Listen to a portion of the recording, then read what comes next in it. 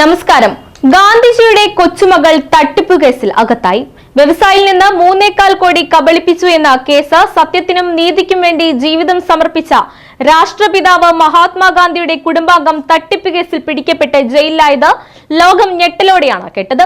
ഇക്കഴിഞ്ഞ ദിവസമാണ് ഗാന്ധിജിയുടെ പേരക്കുട്ടിയുടെ മകൾ 3.25 കോടിയുടെ തട്ടിപ്പ് കേസിൽ ശിക്ഷിക്കപ്പെട്ട് സൗത്ത് ആഫ്രിക്കൻ ജയിലിലായത്. ബാങ്കിന്റെ വ്യാജരേഖകൾ ചമച്ചത് അടക്കം ഗുരുതര കുറ്റങ്ങളാണ് ആശിഷ് ലത റംബോങ്കിന്റെ പേരിലുള്ളത്. ആശിഷ് ലത ഗാന്ധിജിയുടെ പേരക്കുട്ടി ഇള ഗാന്ധിയുടെ മകളാണ്. ഇന്ത്യൻ വംശജനായ വ്യവസായിയെ വഞ്ചിച്ചതിനാണ് ദക്ഷിണാഫ്രിക്കൻ കോടതി 7 വർഷം തടവ് വിധിച്ചത്. നേരത്തെ ഇവർക്ക് 50,000 ദക്ഷിണാഫ്രിക്കൻ റാൻഡിന്റെ താൽക്കാലിക ജാമ്യം നൽകിയിരുന്നു.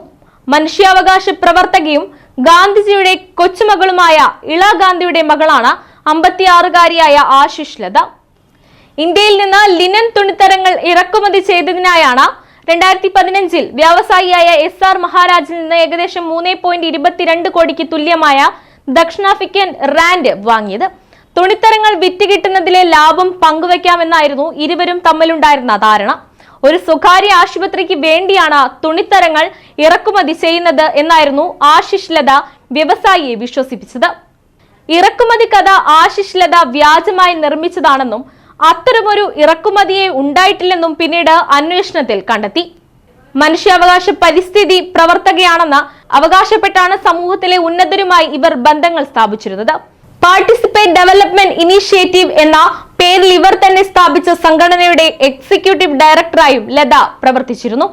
തുണി ഇറക്കുമതിക്കെന്ന പേരിൽ വ്യാജ ഇൻവോയ്സുകളും ഇമെയിലും തട്ടിക്കൂട്ടിയതാണെന്ന നാഷണൽ പ്രോസിക്യൂഷൻ അതോറിറ്റി കണ്ടെത്തിയതിനെ തുടർന്ന് അപ്പീൽ നൽകുന്നതും വിലക്കിക്കൊണ്ടാണ് ഡർമൻ സ്പെഷ്യലൈസ്ഡ് കൊമേഴ്ഷ്യൽ ക്രൈം കോടതി ഇവരെ 7 വർഷം തടവിന് ശിക്ഷിച്ചത്. കുറ്റക്കാരിയെന്ന് കണ്ടെത്തി 2015 അനുവദിച്ച ജാമ്യം റദ്ദാക്കിക്കൊണ്ടാണ് ഇപ്പോൾ കടുത്ത ശിക്ഷ വിധിച്ചിരിക്കുന്നത്.